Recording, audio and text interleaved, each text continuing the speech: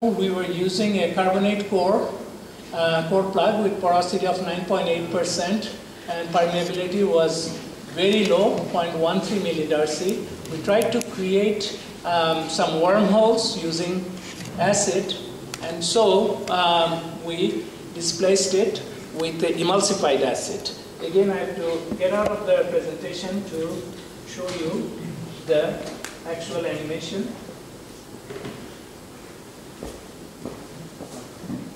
This is, yeah. Okay. As you can see, while we are injecting, again we used the technique that is called image subtraction to show the path. Of course, it's exaggerated somewhat, but it shows you that it is a tortuous path. In fact, we wrote a paper on this, and we found out that the path was, created where the calcite content was highest in the core plug. So, calcite with this hydrochloric acid based emulsified acid system, was able to create the wormhole through the highest concentration of calcite to make the pathway, and that is shown using the CT scanning technology. We timed everything, and so it was another example of how we can use CT for visualizing flow. The next slide, we'll talk about core characterization aspects of CT scanning. This is more routine work, and many companies, service companies, are providing this type of service. You can take a core sample while it's inside the core holder. This is like the core tube, which is after you cut the core, you put two plugs, end plugs, and then preserve the core and send it for scanning. That's how the companies have been doing it. So these are the slices taken 2 inches apart from a sponge core study that I was involved in. Okay, so these are the slices taken 2 inches apart. Total number of slices we have 23, right? No, 19. 19, right? Okay, so 19 times 2, that's 38 minus 2, so 36. This represents about 36 inches of core. Okay, taken 2 inches apart. The colors represent the density. The brighter the color, the more dense it is. Now, this particular one has something that went off the scale. Now, we calibrated this. This is a sandstone sample. We calibrated it to be within certain range. So this went off the scale because there was a shale streak inside the core. Okay, so this shale has some high effective atomic number material. As we said, it is a function of CT number, is a function of density and effective atomic number. So we saw this huge jump here. This is because of shale. We also took a pilot scan, which is which just takes one-dimensional picture. Basically, X-rays are sent from one side only, and the core moves through it. So that one showed this bright spot, which is also representing the shale inside the rock. So this is good, effective information for geologists, and especially this type of information is used for picking up samples, which can be shown here. This represents a long section of core, probably 60 feet of it, and with the colors and the fractures, the broken pieces, they are represented by these black lines.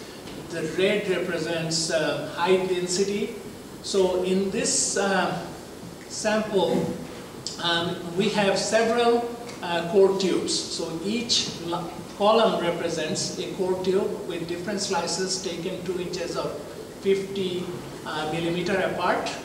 So here we can see the black spots represent porosity or fracture. The dark, The lines are the fractures. The black, blue, dark blue spots and black spots, they represent higher porosity. These pores are, again, these are carbonates, they have buds, they have higher porosity all over the place. This represents a higher density material. In this particular case, this is a dolomite-rich section, so that has higher density. So by looking at an image like this, a geologist or a reservoir engineer knows where to pick up the sample from. He or she is not going to pick up a sample from here because this one doesn't have any good porosity that's representative. If there is a fracture, that also has to be avoided. So one can pick up samples from here, from there, and make up the mind on where to pick up the samples from by using an image like this. Also, we use extensively this technology for selecting the core plugs. The process is called sample selection. So we take these slices. These are taken 5 millimeter apart. So 1, 2, 3, 4, 5, 6. This shows the bright spot. So in 3D, we were able to see that there is a bright spot. But when we used extensive image processing, we were able to detect an anhydride nodule inside the core plug. As you know, using this type of core plugs can be annoying. These are not true representations of the reservoir, but they can cause enough problems for core flooding experiments. If you put some of these core plugs in, after 2 or 3 months, you will find out that this experiment is worth nothing. So it's good to isolate these cores and pick up the ones that are more representative of the reservoir. We also used this CT scanning technique for coming up with a heterogeneity index. So we identified 2 types of heterogeneities. One is interslice. Between 2 slices, you can see some heterogeneity, and within a particular slice, you can see some heterogeneity. So by combining these 2, we are able to come up with some heterogeneity indexes which are used for selecting core samples. Another good thing, and this is what there is a patent available for depth shifting. So we can use the CT scan data to create the line. This is the density log, synthetic log created from CT scanning, and this is the actual log. The red represents the actual density log. And by shifting the core depth up and down, we are able to align this. And this is what allows us to align the core depths with the log depths. As you know, major reservoir engineering decisions are taken by looking at the cores. But if you are off, let's say you made your decision based on the logs, and then you selected the plug without taking into consideration the possible depth shifting, what happens is you pick up the samples from a wrong area, and then whatever study you do on those core plugs, they are not going to be worth anything. So that's why depth shifting is very important, and it is being used. This technique is more powerful than the conventional gamma scan based technique that people use. Another thing is we can also use this technique to generate the density images and place them side by side with the FMI logs. These cores were already depth shifted, so I'm showing one core tube, about 3-foot section. These are the pictures. These are the FMI formation microimaging tool based images, and these are density based images that were created using CT scan data. So we use this to place next to the FMI images the density-based FMI image that this technique allowed us to look at. So by combining these 2, you can get a lot more out of this, because this one is based on mostly resistivity tool data, whereas this one matches with the bulk density log data, and they complement each other. So this has a potential to be used for better characterization of reservoirs.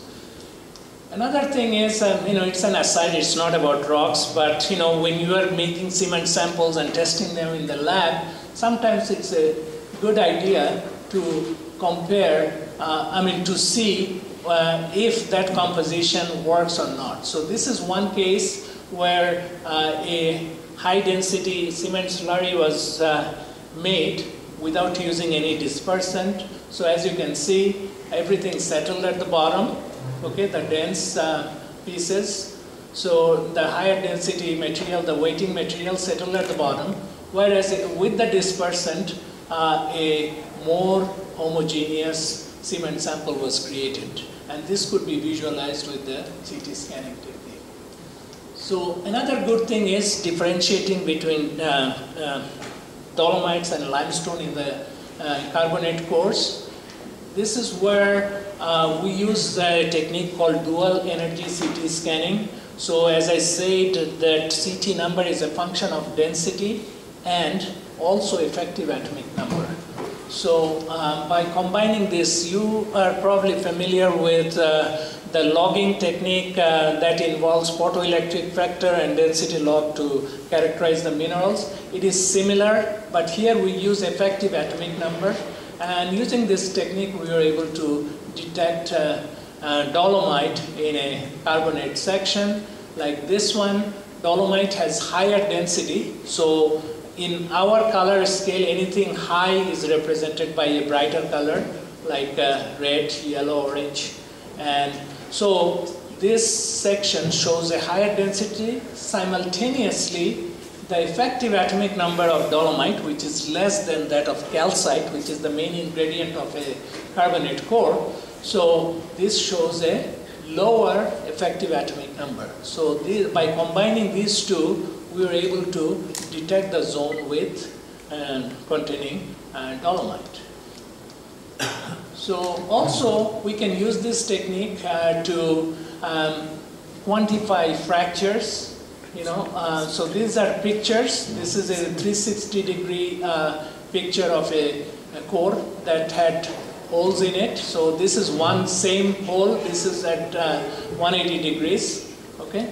So same thing with CT. We were able to generate similar images, and we could use CT technique to identify the fractures and also quantify them. As you know, number of fractures plays a big role. So if we can quantify it, this is another opportunity to use this technique. Another thing CT scan can be used for is to calculate pore volume compressibility.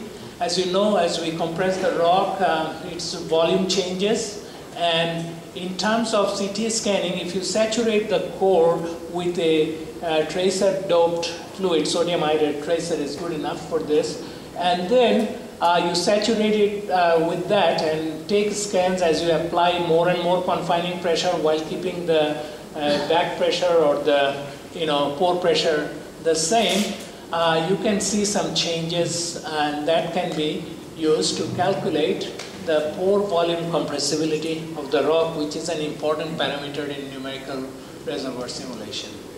So what's going on with CT scanning these days, or where is the research going? One of the things you can do is go to the pore level. So medical scanners don't have the resolution. Usually the scanner is like 0.4 millimeter by 0.4 millimeter in size, each pixel, with a width of maybe 0.5 millimeter or 0.6 millimeters. So that's not good enough, but if you use an industrial CT such as a micro CT scanner, you are able to look at, for a carbonate like this one, you can actually look at the pore spaces, which one is connected, which one is not. So I'm going to play another movie.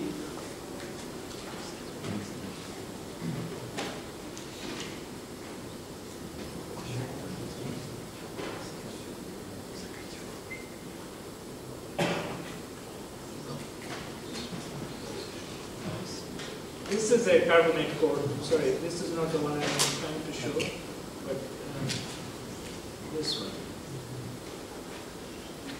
Okay, the connected pore space is represented by the red, the blue is the unconnected, and as you can see at the bottom, this is not connected very well, so you see fewer red spots in the bottom. So this is a movie about carbonate pores being scanned by a micro CT scanner, and this is where the industry is going.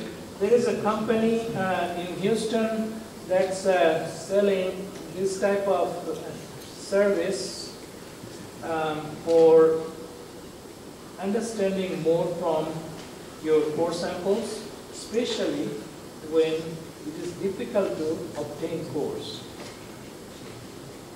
Okay. So, what is the technique that is used for this? They use a micro CT or a nano CT scanner to scan the core. This was a carbonate sample with micron level pore space. So a micro CT was good enough. This represents about 2.5 millimeter by 2.5 millimeter by 2.5 millimeter sample. Okay, that was scanned at this with a grid of 1024 by 1024. The maximum the voxel length was 2.32 microns. Okay, it was cut from a core plug that had a porosity of 20.5% and plug permeability of 885 millidarcy. Again, this is a carbonate core from Saudi Arabian oil reservoir. And then the technique that was used to calculate permeability is called Lattice-Boltzmann method. This is a mathematical technique based on some bouncing along the wall of the pore space. And so using this technique, it's extremely numerically intensive. The student who did this for a PhD under my supervision, he was running the university's high-performance computing system clusters for 2 days to obtain data for his 500 by 500 by 500 system. Okay, and as you can see with the fluctuations, the whole core results and the core plug results show that the blue is the porosity, about 20% porosity. If I go back to the previous slide, 20% porosity, 885 millidarcy permeability. And permeability was about little over 900, I would say. So it was pretty close, and because this is the whole core and the small cutting size that he used for his study, there is some variation possible. The numbers are within the ballpark. So I think we are very happy with this technique being used to calculate permeability without doing core flooding experiments. Now, what is the advantage of this? In many cases, if you're drilling horizontal wells, these days horizontal wells are very common in America especially. So they don't cut cores. Cores are very expensive, and if you're doing horizontal, it's extremely difficult to cut cores from horizontal wells because of risk of pipe sticking and also the time needed. So most people can use small cutting size samples and then run a numerical technique like this one to obtain permeability and porosity from your cutting size samples. So this is being used extensively in characterizing shale reservoirs in the US, and because that's probably the only sample that you can obtain. So 1 or 2 millimeter cube samples are quite common, and you can use them to obtain porosity and permeability. Now, the computational technique is very slow, so that takes longer, but they are also improving how to calculate faster. Okay, so in summary, I have found at least the CT scanning to be extremely powerful tool for understanding reservoir rocks. It has both qualitative and quantitative features. We can make nice pictures, but also we can get some porosity and porosity values, some saturation values that are useful for our calculations. And micro CT and nano CT, this is the future, with this, with the LBM technique, lattice Boltzmann method, we can successfully generate permeability data for very small samples. And this has strong potential in especially developing unconventional reservoirs. This is the end of my talk. And this is another picture using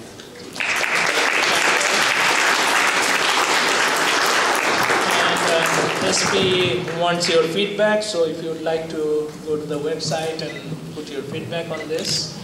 Again, I'd like to thank all of you for attending, and I'd like to thank the company that allowed me to come here and present this, and SPE Foundation in general for this. Now, if you have any questions, I'll be happy. So I guess now the floor is open to any questions. I can hear you. Sure.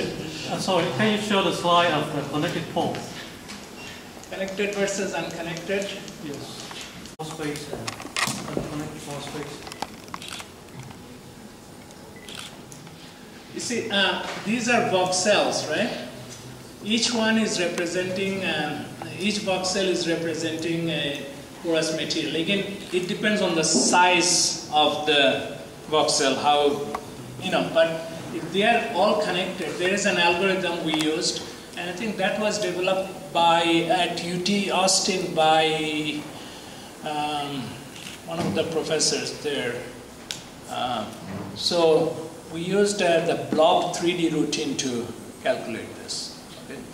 So it finds the connection between two adjacent pores, and if it doesn't find a connection, it just leaves it with this color scheme. So this was not again our own invention, but this was using a commercial product that UT Austin had. I think his name is Rick Ketchum. He's a professor at the Geosciences department that we used. Yes, sir. Yes, sir.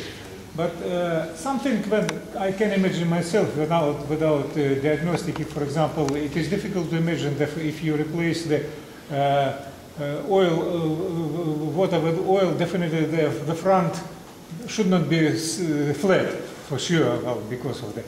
But can you identify or clarify something, a result which absolutely new and could not be interpreted or obtained without other techniques? So what is the, can you show, focus upon the pioneer result? Thank you. Which one? Something, you are interested in not adding any additives, right? No, I think the question was more of what additional, I guess, things we learned from this technology beyond, like, what the knowledge you obtained without. Is there any? It has not been familiar before, and you obtained some new result which is absolutely pioneer, stunning, whatever. Yeah, one of the challenges we had was to differentiate between, when you are doing three-phase flow experiments, there is no way to visualize this, right? So that's another thing I talked about in this one. And we were developing an unsteady state technique that required the validation of the theoretical work. Okay? So in this particular one, we learned,